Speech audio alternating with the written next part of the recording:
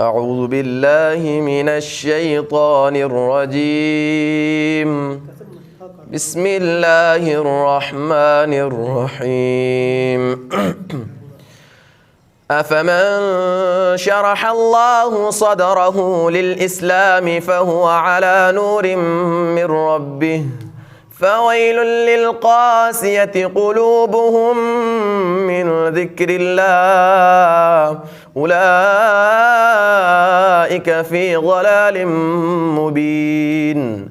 الله نزل أحسن الحديث كتابا متشابها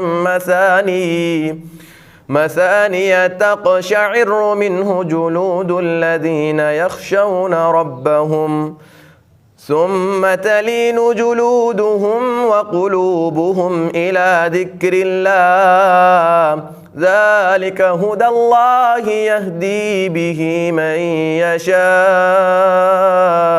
ومن يضلل الله فما له من هاد. أفمن يتقي بوجهه سوء العذاب يوم القيامة وقيل للظالمين ذوقوا ما كنتم تكسبون.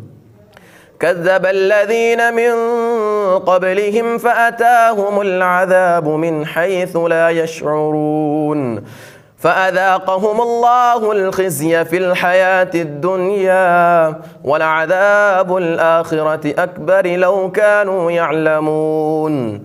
ولقد ضربنا للناس في هذا القرآن للناس من كل مثل لعلهم يتذكرون.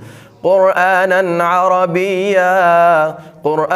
عربيا غير ذي عوج لعلهم يتقون. ضرب الله مثلا رجلا فيه شركاء متشاكسون ورجلا سلما لرجل هل يستويان مثلا الحمد لله بل أكثرهم لا يعلمون. إنك ميت وإنهم ميتون ثم إنكم يوم القيامة عند ربكم تختصمون. صدق الله العظيم.